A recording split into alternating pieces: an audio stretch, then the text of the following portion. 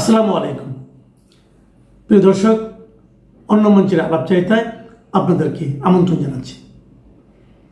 একদিন বিরতির পর আজ আমাদের অতিথি হিসেবে আবার আছেন সিনিয়র সাংবাদিক ও কলামিস্ট জনাব মাহবুব কামাল।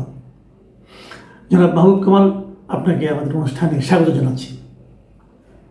মাহবুব ভাই, আপনি আমাদের আগের যে প্রোগ্রামটা যেটা হলো সেখানে একটা কথা বলেছিলেন, দুটো কথা। একটা হলো ডিসেম্বরকে আপনি একটা সময়সীমা বলেছিলেন যার সঙ্গে নাকি বিএনপির চাহিদার সঙ্গে মিলে যায় আপনার এই চাহিদাটা।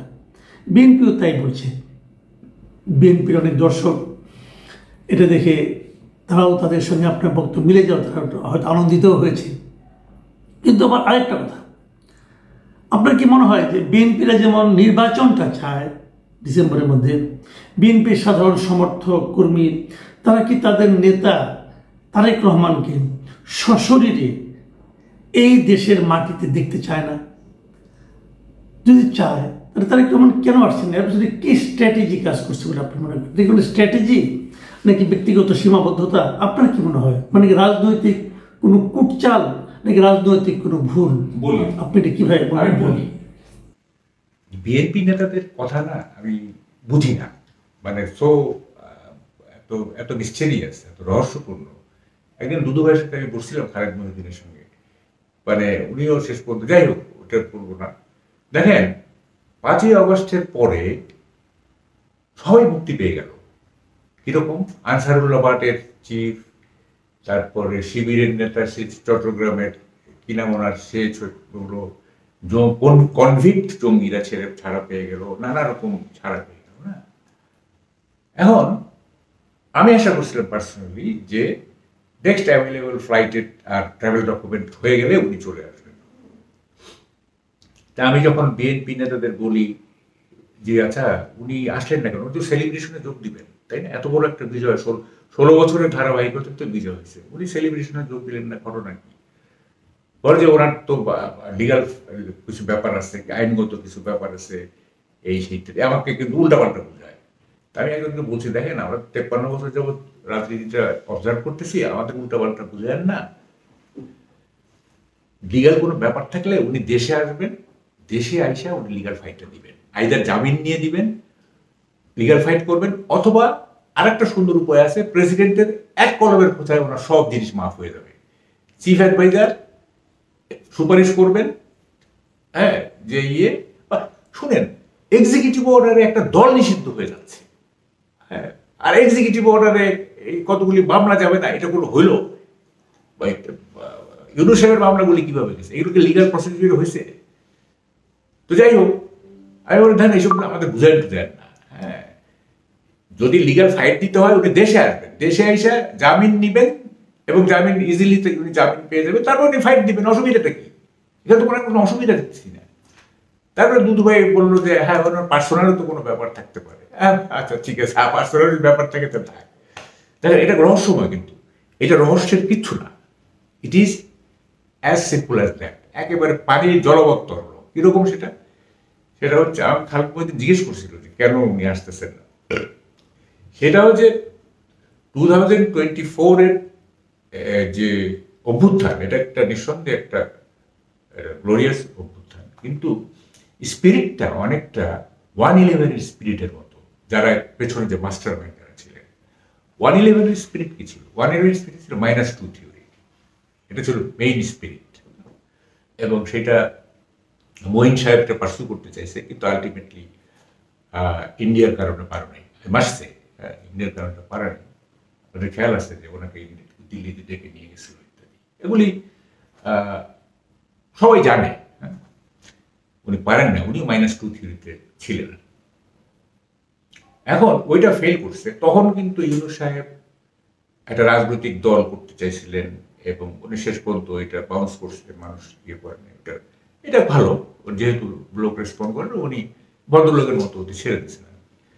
তো এখন তো আর, তখন ছিল দল করে ক্ষমতায় গিয়ে আপনার অন্যান্য পলিটিক্যাল পার্টিগুলিকে মার্জিনালাইজ করে। আর এখন তো উনি ক্ষমতা পেয়ে গেছেন, অলরেডি পেয়ে গেছেন ক্ষমতা, without any effort, without building up a political party, উনি ক্ষমতা পেয়ে গেছেন।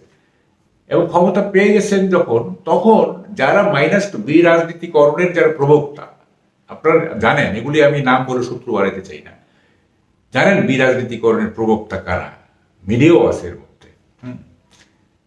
তারা একটা সুযোগ পেয়ে গেল, আরে একটা ট্রেন তো ফেল করছিলাম, আর একটা ট্রেন তো পাওয়া গেছে, হ্যাঁ আর একটা ট্রেন পাওয়া গেছে, এই ট্রেনে চড়তে হবে। তো এই ট্রেনে যদি চড়তে হয় তাহলে তো আপনাকে শুধু আওয়ামী লীগ মাইনাস করলে তো হবে না, তাই না?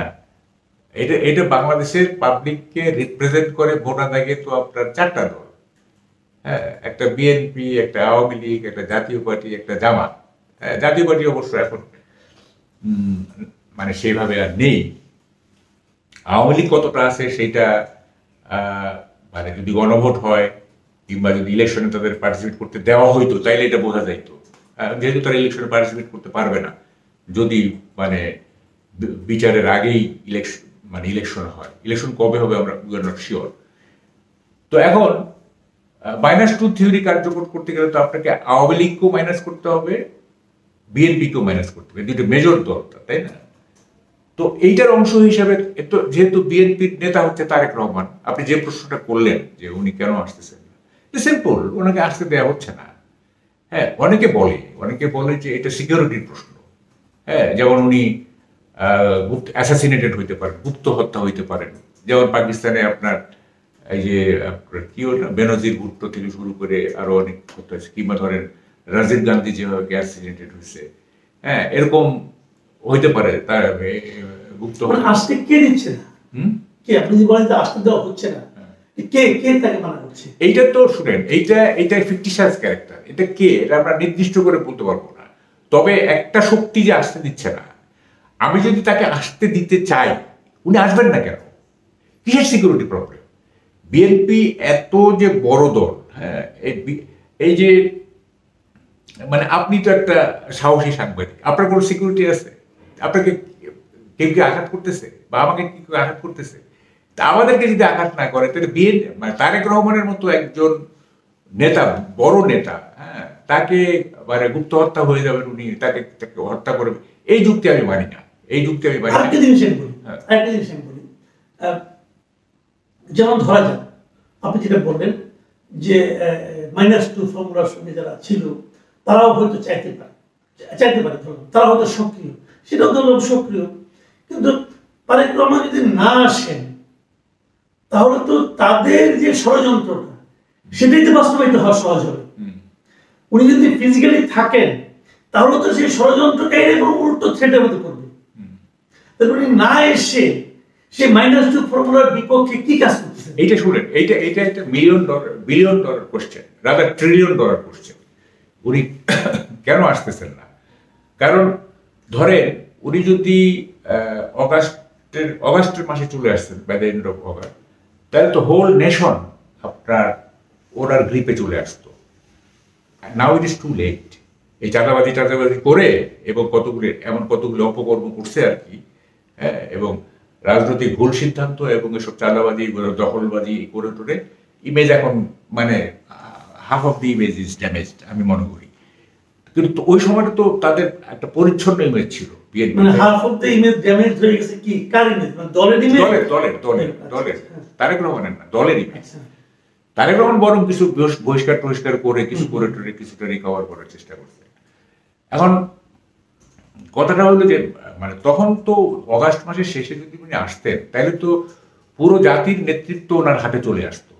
হ্যাঁ, 0 আওয়ারে ছাত্রদের হাতে ছিল, 0 আওয়ারে ধরেন যে ছাত্র যারা অথবা মাস্টার মাইন্ড যারা ছিল তাদের হাতে ছিল। কিন্তু এর পর কিছুদিন পর যদি উনি চলে আসতেন তাইলে কিন্তু ওইটা তারেক রহমানের কাছে শিফট করতো, এবং এটা যে শিফট করতো এটা আমরা একটা মানে দিয়ে বুঝাইতে পারি আমরা। যেমন ধরেন বেগম জিয়া যখন লন্ডন থেকে আসলো, আমরা দেখলাম যে এয়ারপোর্টে মানে মানুষের যে ভিড় ঢল, তাই না?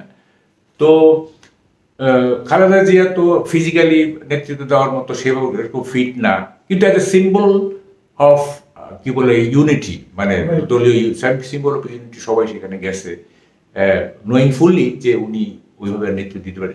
মানে ডিফ্যাক্টো নেতা হচ্ছে ইনি, আর রিয়েল নেতা হচ্ছে আপনার কি বলে তারেক রহমান। এটা তো সবাই জানে, তাই না? তারপরেও ওনার প্রতি যে এত সম্মান, তাহলে উনি যদি এইভাবে ওয়েল রিসিভড হন তাহলে তারেক রহমান যদি by the end of August আসতেন তাহলে কি পরিমাণে ঢল নামতো এবারে ভাবেন। আরেকটা জিনিস ভাবেন, আমি জিনিস ভাবি, আমি নিজে ওইটা চিন্তা করি যে আপনি ধরেন কথার কথা তারেক রহমান লাইফ থ্রেট মনে করতেছেন, থ্রেট ধরা যাক, মানে কথার কথা আর কি, এটা হবে না এটা আমি বিশ্বাস করি। ধরা যাক ওনার উপর কোনো একটা গুলি চললো, ওনার গায়েও লাগলো না, ওনার গায়েও লাগলো না, ওনার গায়ে পাশ দিয়ে 2 হাত পাশ দিয়ে একটা গুলি চলে গেল। আপনি ভাবেন তো দুনিয়া জোড়া এই অন্তর্বর্তীকালীন সরকারের কোনো ইমেজ বলতে কিছু থাকবে? আর থাকবে তো না। কাজে এই অন্তর্বর্তীকালীন সরকার তো নিজের মুখ রক্ষার জন্যই তারেক রহমানকে সর্বোচ্চ নিরাপত্তা দেবে। না না, আই ডিসএগ্রি নাসির ভাই, আই রেসপেক্টফুলি ডিসএগ্রি। কারণটা কি? I respectfully disagree. এই সরকারের 2 কান কাটছে। 1 কান কাটা যায় রাস্তার কিনার দিয়া, 2 কান কাটা যায় রাস্তার মধ্য দিয়া। ঠিক আছে, তার কোনো মানে নাই, আমার 2 কানই কাটছে। দেখুক সবাই, কয়েকদিনের ঘটনা প্রবাহে আমার কাছে মনে হচ্ছে যে এই সরকারের আর মানে কি আগলে রাখার মতো আর কিছু নাই, সব কিছুই এখন এক্সপোজ হয়ে গেছে। হ্যাঁ, সবকিছু এক্সপোজ। এবং কতগুলি ঘটনা তো মানে বিস্ময়কর কিছু ঘটনা ঘটছে, যাক এগুলি আমি বর্ণনা করতে চাই না। এই মুহূর্তে তারেক রহমানকে কেউ গুলি করবে আর মানে তার পাশ দিয়ে গুলি যাবে এবং সরকার একেবারেই মানে ড্রাস্টিক্যালি মেজারে চলে যাবে, করে যাবে, এইটা আমি বিশ্বাস করি না। এই ধরনের ঘটনা মানে তারেক রহমানের মতো অত বিগ পার্সোনালিটি না সবাই, কিন্তু এই ধরনের ঘটনা তো অহরহই ঘটতেছে, মব ভায়োলেন্স থেকে শুরু করে। হ্যাঁ, আপনি দেখেন একদম শুরু থেকে যেমন ধরেন যে তোফাজ্জল একটা ইনোসেন্ট ছেলে, হ্যাঁ, তাকে খাইয়ে দাইয়ে খাওয়া দাওয়া করে ঢাকা ইউনিভার্সিটিতে যেভাবে হত্যা করলো, হ্যাঁ, এবং সে তো কোনো আওয়ামী লীগার না, সে তো কোনো না, কিন্তু চিফ অ্যাডভাইজার একটা স্টেটমেন্টও আমরা দেখি নাই। হ্যাঁ হ্যাঁ, অথচ উনি আবু সাইদের বাসায় গেছেন ইত্যাদি। আবু সাইদ তার একটা হিরোইক রোল ছিল, কিন্তু তোফাজ্জলের ব্যাপারটা তো মানুষকে ভীষণভাবে নাড়া দিছিল, কিন্তু উনি একটা স্টেটমেন্টও করেন নাই। এবং এরপরে যত ধরনের মব ভায়োলেন্স হয়েছে, হ্যাঁ, উনি তো কোনো মানে অ্যাকশন নেবেন, উনি স্টেটমেন্ট পর্যন্ত দেন নাই। কারণটা কি না দেওয়ার? হ্যাঁ, আমার তো মনে হচ্ছে যে উনি অ্যালাউ করছেন ইন দি সেন্স, উনি হয়তো, আমি এটা বলে, এটা খুবই খুবই নির্মম সত্য আমি বলতে চাই, সেটা হচ্ছে যে উনি হয়তো এরকম ভাবতেছেন যে হ্যাঁ ঠিক আছে, এখানে একটা আলট্রা ইসলামিজম ডেভেলপ করুক ইত্যাদি, তাইলে আমি পশ্চিমাদের বুঝাইতে পারবো যে দেখো এরা হয়ে গেছে, ইলেকশন দিলে এরা ক্ষমতায় আসবে, সুতরাং ইলেকশন আপনারা যদি বলেন ইলেকশন দিব তাহলে দেই, আর যদি না দিতে বলেন দেই, আপনারা কি বলেন? তখন তো পশ্চিমারা বলবে যে আলট্রা ইসলামিস্টরা যদি যে ইলেকশনে আলট্রা ইসলামিস্টরা ক্ষমতায় আসবে সেই নির্বাচন দিবেন কেন, বাদ দেন ইলেকশন।